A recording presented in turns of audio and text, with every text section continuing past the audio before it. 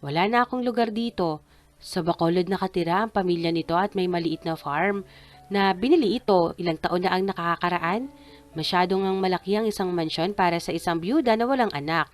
O apo, noong bata pa siya, palaging sinasabi nito na gusto nitong bumalik sa Bacolod. Ayaw naman ng lolo niya dahil may bahay na raw ito sa Maynila. May negosyong kailangan pamahalaan.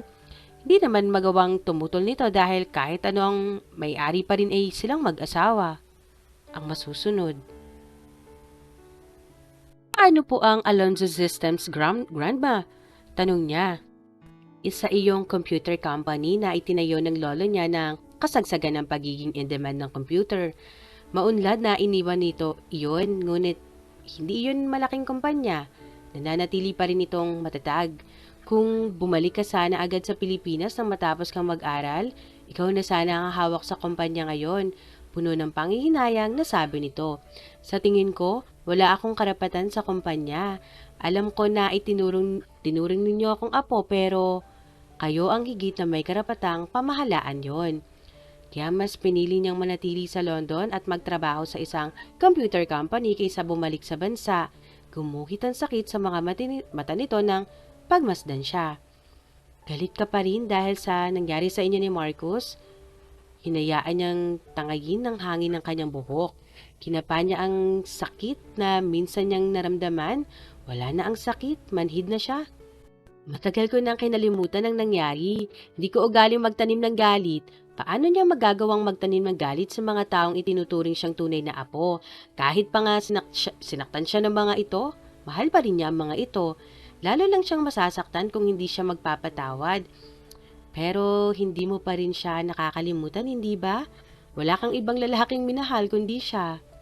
Nag-iisa lang po si Marcus, Grandma.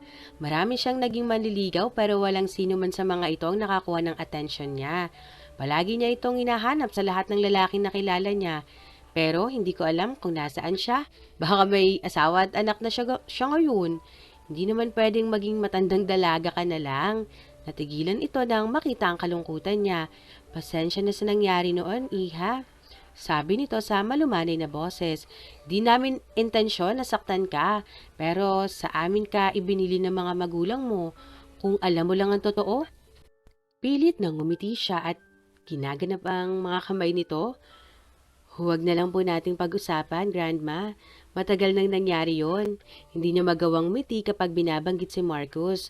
Gusto niyang sumbatan ng mga ito dahil sa pagiging marahas sa pagtrato kay Marcus.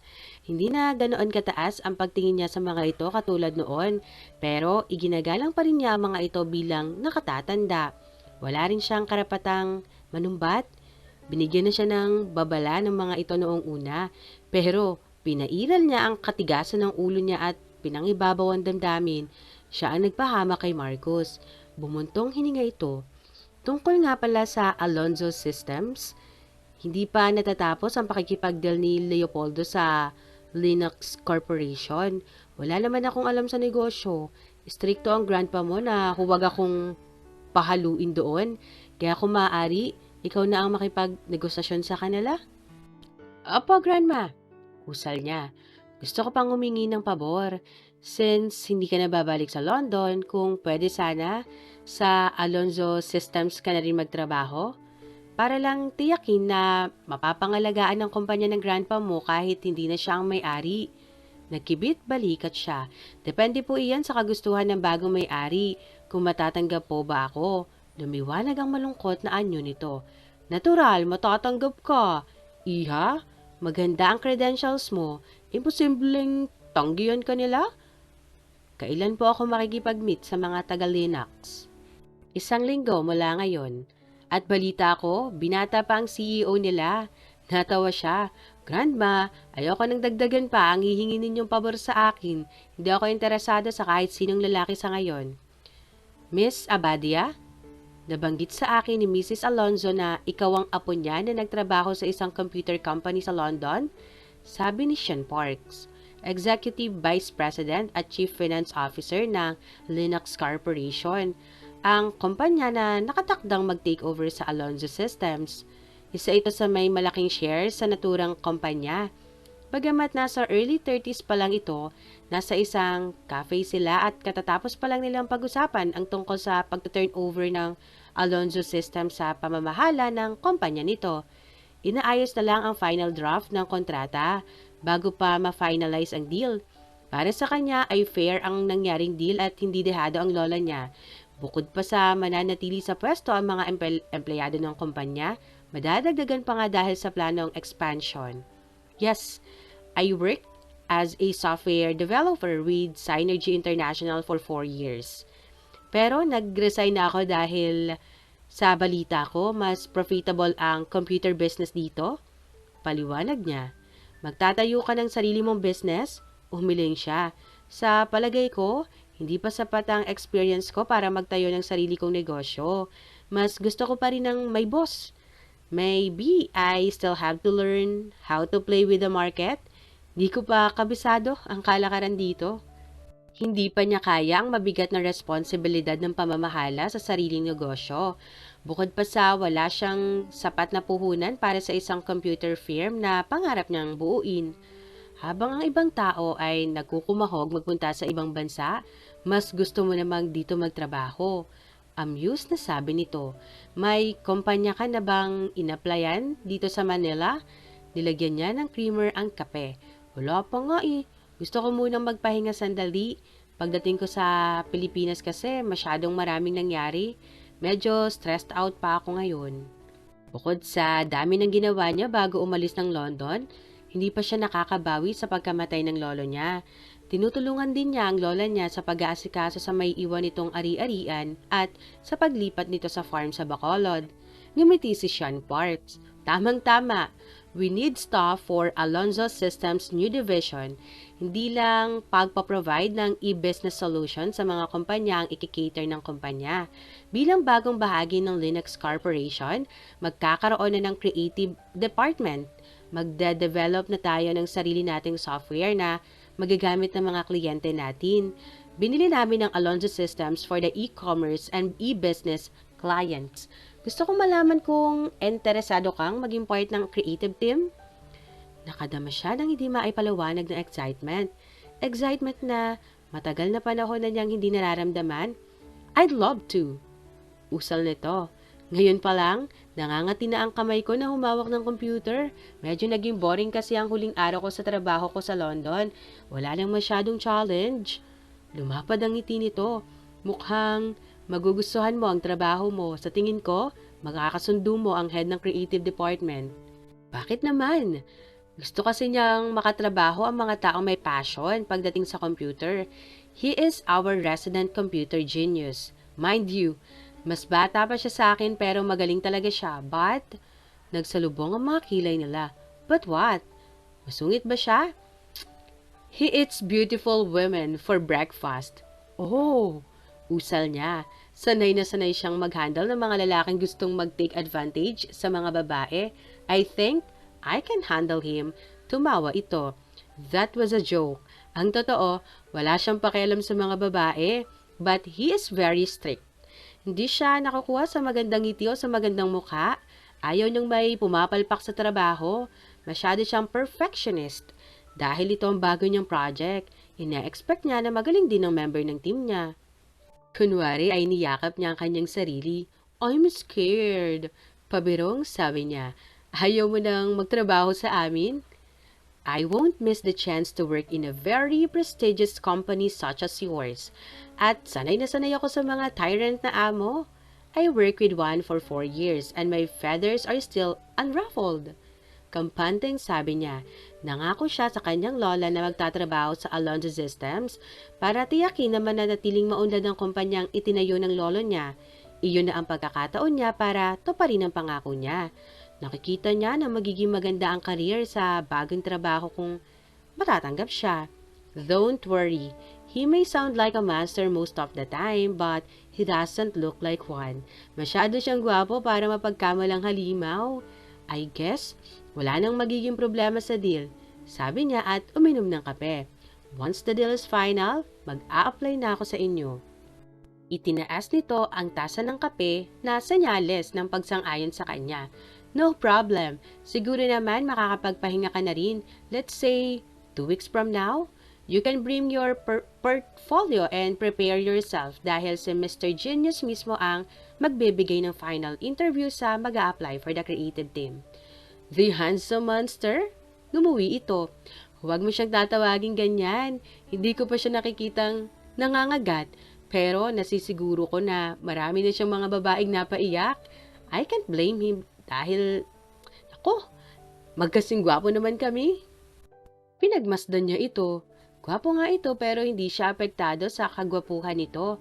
Kung kasing gwapo nito magiging boss niya, sa palagay niya ay hindi pa rin siya ma-attract. Mas gwapo pa rito ang nakikilala niya pero di naman napukaw ang kanyang interes. Bakit ba niya napapaiyak ang mga babaeng yon? Dahil ba sa personal na rason o sa trabaho? Puno ng kuryosidad na tanong niya. Nagniningning ang mga mata nito. Both. Sagot nito at iniba na ang paksa. Parang gusto nitong ipakahulugan na siya na ang bahalang magpatunay. Hindi niya maiwasang mapangiti habang iniisip ang sinasabi nitong gwapong halimaw na posibleng makatrabaho niya. Ngayon pa lang ay interesado na siyang makilala ito. Mariing, pinaglapat ni Zam ang mga labi. 1 oras na siyang naghihintay sa labas ng opisina ng Executive Vice President for Operations ng Linux Corporation pero hindi pa rin siya pinapapasok. Nakangiting nilapitan niya ang sekretarya nito na abala sa ginagawa sa computer. Excuse me, miss. I'm Zamir Abadia. I came here for an interview with your boss at 1 oras na ako naghihintay. Sa kabila ng ngiti ay mariing nasabi iyon. Hindi na niya maitago ang pagkairita. May halong takot na tumingin ito sa kanya. I'm really sorry, miss, pero may importante lang na inaayos si sir. May bisita kasi siya. Tatawagin ko na lang kayo kapag pwede na niya kayong kausapin. Huminga siya ng malalim upang paalisin ang inis. Okay, thank you. Pinilit niya ang mga paa na bumalik sa waiting lounge sa halip na tuloy-tuloy na sumakay sa elevator.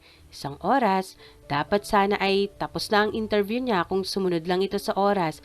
Hindi niya alam kung gaano pa siya katagal na maghihintay. Marami pa siyang pwedeng pag-applyan sa dala niyang credentials.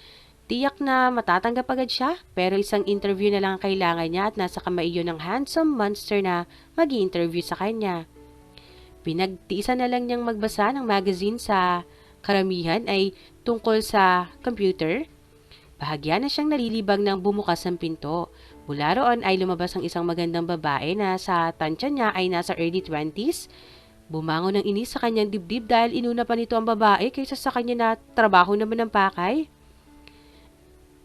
Miss Abadia, pwede na po kayong pumasok, sabi ng sekretarya. Hinamig niya ang sarili at tumayo. Thank you, sabi niya bago pumasok. Inihanda na niya ang sarili sa pakikipagharap sa halimaw. Di siya nakakadama ng takot kahit natanim sa isip niya ang banta ni Sean na masungit ito. Wala siyang pakialam dahil mainit ang ulo niya. Pinaghintay siya nito. Pagpasok sa loob ay gumapang ang kilabot sa kanyang katawan nang matuon ang paningin niya sa lalaking nakatalikod sa kanya at nakaharap sa mga nagtataasang skyscraper ng lungsod. His back was ramrod straight. Likod pa lang nito ay nagpapakita na ng autoridad. Ayon kay Sean ay gwapo at bata pa ito. Bakit hindi sila nagkakalayo ng edad? Pinaalis niya ang tumatakbo sa isip. Pakialam ba niya sa itsura nito at ang relasyon nito sa babaeng galing sa opisina nito? Wala siyang karapatan na pakialaman ng buhay ng iba. Lalong hindi niya dapat pakialaman kung ano ang itsura nito. Nandoon siya para tuluyang matanggap sa trabaho. Tumikhim siya upang ipadama nito ang presensya niya. Namangha siya nang humarap ito. Ilang beses siyang kumurap. Kilala niya gwapong halimaw na nasa harap niya ng mga sandaling yon. Hindi maipagkakailang, gwapo pa rin ito. Baango pa rin ang mukha nito na parang anghel na bumaba galing sa langit. Hindi bagay rito ang reputasyon na ibinigay ni Sean sa kanya na isang halimaw. Nang ngumiti ito ay muntik nang malaglag ang puso niya sa kinalalagyan. Good morning, Miss Zamir Abadia. It's nice to see you again. Tiningnan niya ang brass plate na nakapatong sa mahogany table nito at binasa ang pangalang nakasulat doon. Executive Vice President for Operations, Marcus A. Lobregal? Lumipad ang tingin niya sa nakangiting mukha nito. Marcus? Halos hindi kumukurap si Zam habang nakatitig kay Marcus. Natatakot siyang basta lang maglaho ito sa harap niya. He was Marcus Lobregal. Pero mas matured na ito ng 10 taon at hindi na ito ang mahirap na binatang nakilala niya sa universidad. Hindi na ito hamak na scholar at working student. Nakasuot ito ng dark brown na suit na sukat dito. Muling bumalik ang tingin niya sa brass plate na kinauukitan ng pangalan nito. Malayong malayo na ito sa mahirap na binata na minahal niya. Puno na ito ng kumpiyansa sa sarili ngayon at lalong hindi na ito mahirap. Take a seat, Miss Abadia. Or shall I call you Zamir? Zam, pagtatama niya. You used to call me Zam. Matamang pinagmasdan niya ang itim ng mga mata nito. Hindi pa rin nagbabago ang mga yon.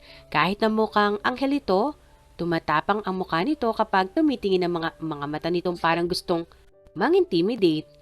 Pinigilan niya ang sarili sa nakagati ng ibabang labi. Hindi niya dapat sinabi yon dahil hindi ito ang Marcus na kinukulit-kulit niya noon. Hindi na rin siya ang Zam na batang isip at gustong-gustong tuksuhin ito. Isa na siyang professional ngayon at maaaring ito pa ang maging boss niya. Bahagyang ikiniling nito ang ulo. Okay, I'll call you Zam then. I'm sorry kung pinaghintay kita ng matagal. I have to deal with. Your secretary explained it, sir, and I understand. Maagap na sabi niya. Natatakot siya sa maaaring idugtong nito. Girlfriend ba nito ang babae o asawa nito? Biglang nag-relax ito. Parang nakahinga ito ng maluwag. Good. So let's get down to the business. Formal na sabi nito.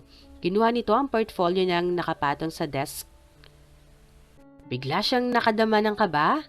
Kaba na hindi niya naramdaman sa kahit anong job interview. Kung kailan kakilala niya ang mag-i-interview sa kanya, saka pa siya kinabahan. Relax. Gulat na napatingin siya rito. Sir? I said, relax. Alam mo namang hindi ako nangangagat. Yes, sir. Usal niya at pilit pinabalik sa normal ang paghinga. Sumandali ito sa sariling upuan at binuklat ang portfolio niya. Zamir Abadia. Bigkas nito sa pangalan niya. Sinulyapan siya nito. Single? Itinaas niya ang kaliwang kamay. Walang anumang singsing doon, kahit engagement ring or wedding ring. How about you, sir? Are you still single? Hindi niya napigilang itanong. Ako ang interviewer dito, hindi ba? Nakakunot ang noong tanong nito. Bakit ako ang ini-interview mo? I feel I have the right to know. Iyon ang sagot niyang malaman mula nang magkahiwalay sila nito. Sinabi niya sa sarili na kapag nakita sila, iyon ang unang-unang aalamin niya. Itinaas nito ang kaliwang kamay at wala siyang nakitang singsing sa daliri nito. Ang ibig sabihin ay wala pa rin itong asawa. Gusto rin sana niyang itanong kung ano ang relasyon nito sa babaeng lumabas ng kwarto, pero pinili niya manahimik. Ang mahalaga ay hindi pa ito kasal. May tanong ka pa? Hindi niya mapigilang umiti. Wala na, sir. Hindi na rin siya nakakaramdam ng kaba. Parang nabunutan pa siya ng tinig at na-relax. So, you work with Synergy International in London at doon ka rin nag-aral? Mukhang malayo na ang narating mo. Bakit bumalik ka sa Pilipinas? My work became boring and monotonous. I want to feel challenge. Challenge? Nagsalubong ang mga kilay nito. And you think you can get the challenge in your company? I think so. Naniniwala ako na kapag dito ako nagtrabaho, marami ako makikilalang competent at creative na tao. Mas na-challenge ako kapag ganoong mga tao ang katrabaho ko. I am a perfectionist, sabi nito. Can you cope with the demands of the work and my demands as well? Ayoko sa mga tatamad-tamad. Gusto ko rin nakafocus palagi sa trabaho at hindi kung saan-saan lumilipad ang isip. Natawa siya sa sarili. No wonder, maraming babaeng umiyak dito. Malamang ay nagiging tulingag dahil nai-inlove dito. Mukhang magkakaroon siya ng malaking problema. Paano siya magtatrabaho sa nag-iisang lalaking minahal niya ng hindi isinasama ang emosyon? Just give me challenge and my mind won't wander anywhere else. Kampanteng sagot niya. Saka na siya mamomroblema kapag tanggap na siya at makakasama na niya ito sa trabaho. Tumango ito na parang nasiyahan sa sagot niya. Ipaalala mo sa akin iyan kapag nagtatrabaho ka na sa akin. Tatambakin kita ng challenge. Tahimik na binuklat nito ang iba pang pahina ng portfolio niya. You have a very good track record. Maganda ang credentials mo at ang recommendation ng mga naunang nag-interview sa'yo. Todo-todo rin ang pagbibuild up sa'yo ni Sean. One last question before I hire you. What is it, sir? Matamang tiningnan siya nito at isinara ang folder na naglalaman ng portfolio niya. Are you willing to work with a very demanding boss? Minsan, basta lang ako nag-a-announce ng overtime at wala akong tatanggaping excuse lalo na't may hinahabol tayong deadline. Okay lang sa akin yan, sir, ang mag-overtime o kahit mag-overnight kung kinakailangan basta trabaho. Bahagyang dumilim ang anyo nito. And I don't want a demanding boyfriend barging in here to fetch you. Matamis na ngumiti siya. Inaalam nito kung may boyfriend siya. I don't have a boyfriend, demanding or otherwise. Good. Tumayo ito at inilahad ang kamay sa kanya. You are hired, Miss Abadia. Hindi niya inalis ang tingin sa mukha nito nang gagapin niya ang kamay nito. She didn't miss the flicker in her eyes. Lihim na napangiti siya. Di pa rin nagbabago ang atraksyon nila sa isa't isa. Nanginginig pa ang mga tuhod niya nang bitiwan nito ang kamay niya. Thank you, sir. Usal niya. I'll ask the personal department to prepare your contract. Kailan convenient para sa iyo na magsimula? I can start working as soon as tomorrow. Kung hindi lang obvious na excited siyang makatrabaho agad dito, baka ng mga sandaling yon ay magtrabaho na siya para dito. Pero makakapaghintay siya hanggang kinabukasan at titiyakin niyang maganda siya sa paningin nito.